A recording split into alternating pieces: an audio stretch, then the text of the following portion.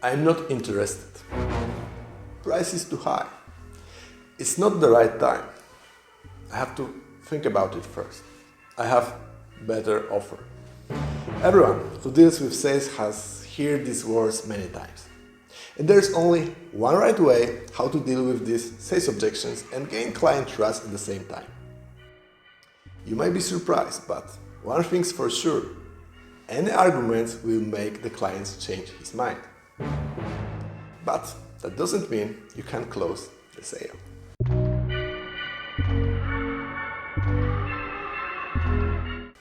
What most experienced salespeople do when they hear price is too high? Usually, they try to redirect the conversation from price to value of the product or solution, or ask if there are any other reasons apart from price that prevent client from making a decision and buy product or service. On the one hand, we see an attempt to prove the other party how much it can gain will make a positive decision and that the benefits can be much greater than the price paid.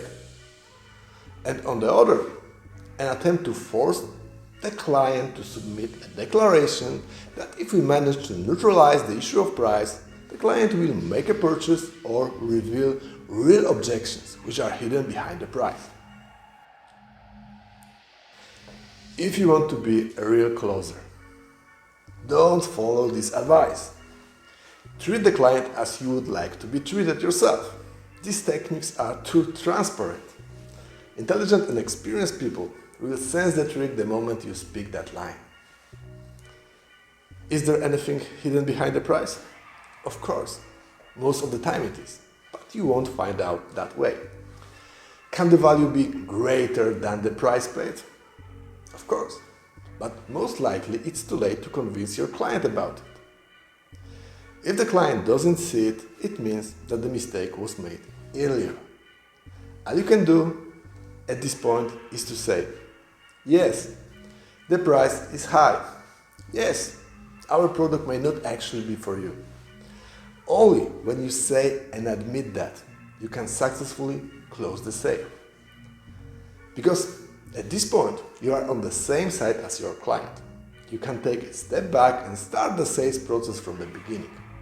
Not necessarily in that moment in time. Maybe tomorrow, maybe the day after tomorrow, and maybe in a month. People don't change their minds under the influence of arguments, or at least most people. These are the basics of psychology. When we hear arguments that undermine our point of view, we entrench ourselves in our views even more. Logic plays a much smaller role in decision-making than is commonly believed. Each of us has a tendency to take as a true arguments that correspond with our views and ignore those that stand in contradiction to our thoughts.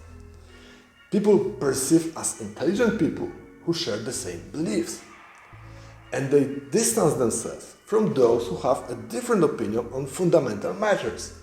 Only when you are on the same side as your client, you can learn the real motives that drive the client's behavior and adapt your offer accordingly. When we try to convince our prospect using logical arguments that, for instance, the price is not so high compared to the offer of our competition, in most cases, we will get the opposite effect than expected. That's why it's so important to admit that your client is right. Agreement at this point pushes tension aside, negative emotions diminish, and then rational arguments begin to play a greater role as client is more receptive. At this point, we can start all over again and present our offer, taking into account the client's objection and making it more attractive and accessible. Objections are usually the result of too much pressure put on your client when the appropriate value hasn't yet been presented, as well as the result of an attempt to close the sale without having the right amount of information about client preferences, competition, or identification of key people involved in making purchase decisions in a given organization. Contrary to popular opinion, objections are not good at all. And sometimes price is simply too high, time is not right, and the client doesn't need our product.